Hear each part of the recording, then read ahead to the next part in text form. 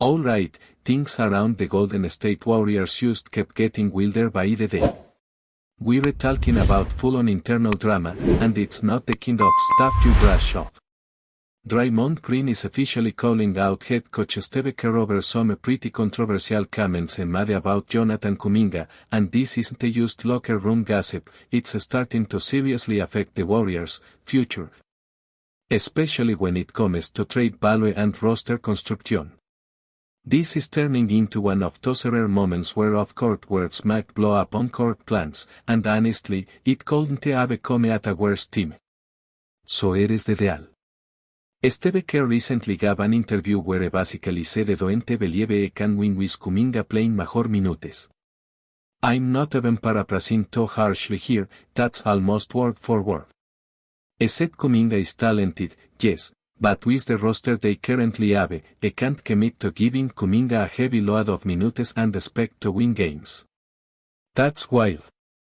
This isn't just a subtle coaching note behind closed doors, this is Steve Kerr telling the whole basketball world that Kuminga, at this point in his development, isn't a part of a winning formula for the Warriors. And once those words are out, you can't take them back. They live online, they get screenshot, they get replayed, they get shared with agents, with other teams, with executives. This is the NBA, man. Nothing happens in a vacuum. Draymond Green clearly wasn't about to let that one slide. On his podcast, he pushed back hard.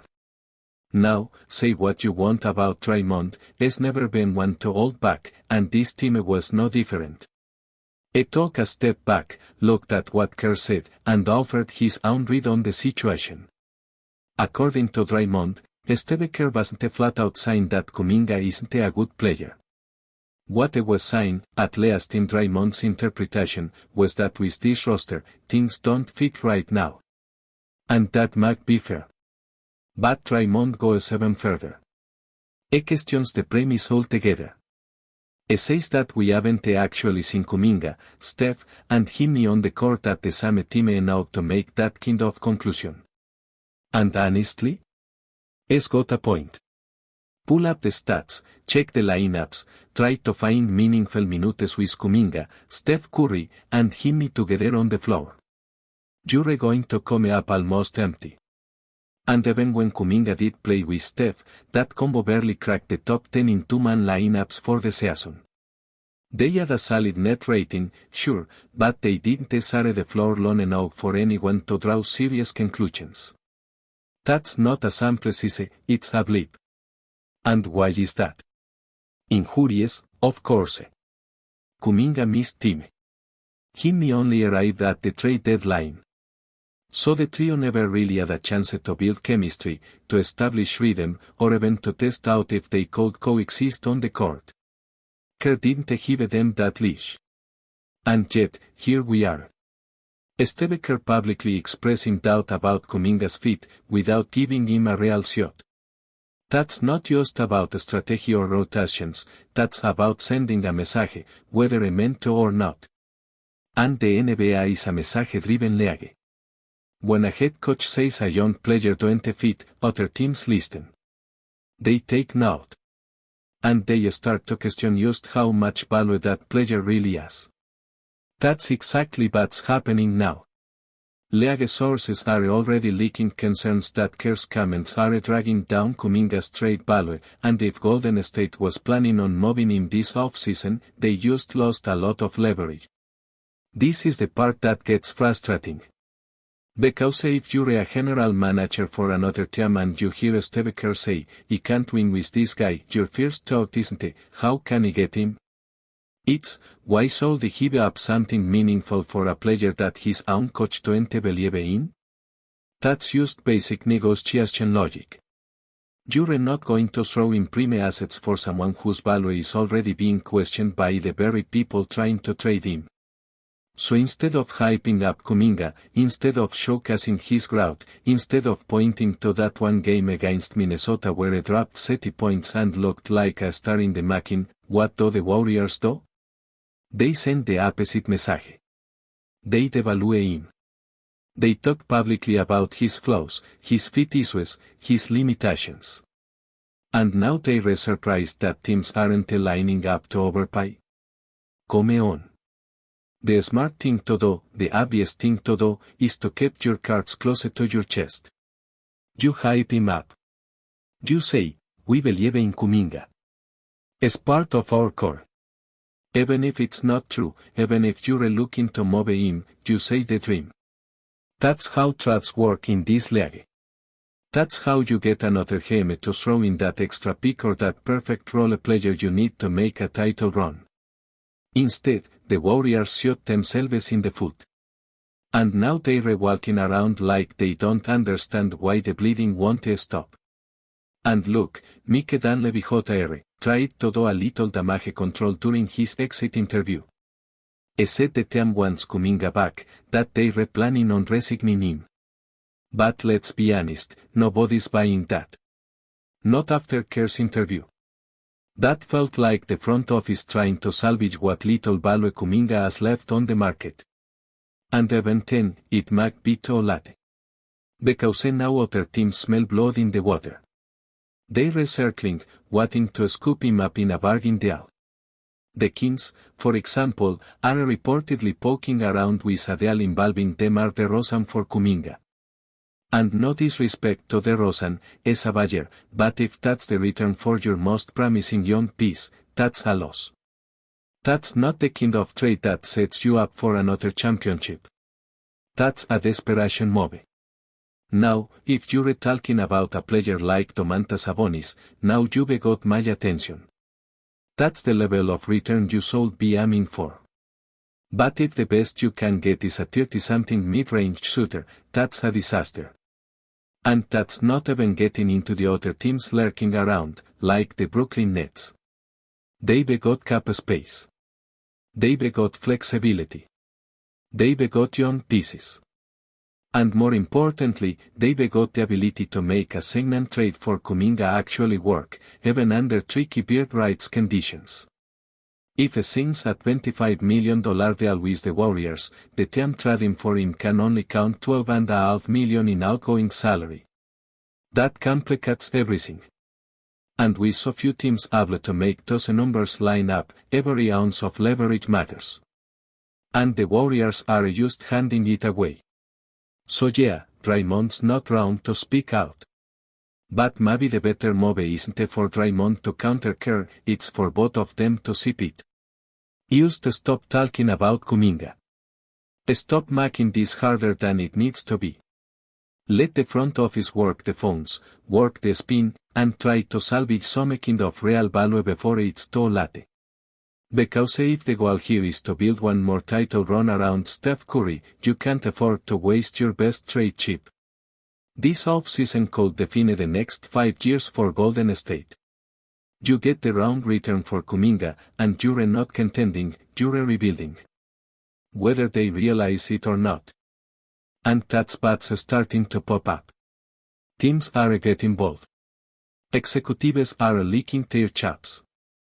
You're seeing headlines like, the Kings sold Steel Kuminga, as if this is a yard sale and is sitting on the curb with a free sign tapped to his chest. That's not a position of strength. That's a fire sale. And if the Warriors are serious about making another championship run, they can't afford to let their best young player walk out the door for pennies on the dollar. But there is the real tragedy of all this, Kuminga still has so much untapped potential. Is only 21 years old. Has shown flashes of brilliance. Is athletic, is explosive, it can get downhill, and when is confident, a plus with an edge that you can't teach. Yes, he has weaknesses, he turns the ball over, he struggles with decision making in the flow of a motion offense, but these are fixable flaws. That's what development is for. And in the right situation, with the right coaching staff, he could take a massive leap in the next season or two. Which brings us back to the Warriors. If they truly believe they don't fit their system long-term, fine. That's a basketball decision. But you have to be smart about how you exit that relationship. You don't announce to the world that you're done. You don't trash the with value and then beg someone to take him. You let the film do the talking. You show highlights from that playoff series where it went off. You talk about his work ethic, his upside, his coachability. You create the illusion of demand, even if it's not there, so you can pull a decent return when the moment comes. That's how you operate like a winning franchise. Instead, the Warriors are coming off like a team that can't get its messaging straight. You've got the head coach sign one thing, the team's vocal leader sign another, and the front office awkwardly trying to play middleman. That don't scream confidence. That don't scream strategy. That screams dysfunction. And in a league where perception matters as much as production, that can be fatal. There is still time to clean this up, but the Warriors have to move quickly and quietly. No more podcast. No more interviews where you undermine your own players. Focus on maximizing value. Focus on the next move. Because whether it's trading Kuminga, keeping him, or using him as part of a bigger multi-team deal, the goal has to be the same, put the best possible team around Steph Curry right now. Not in 2 years. Not down the road. Right now.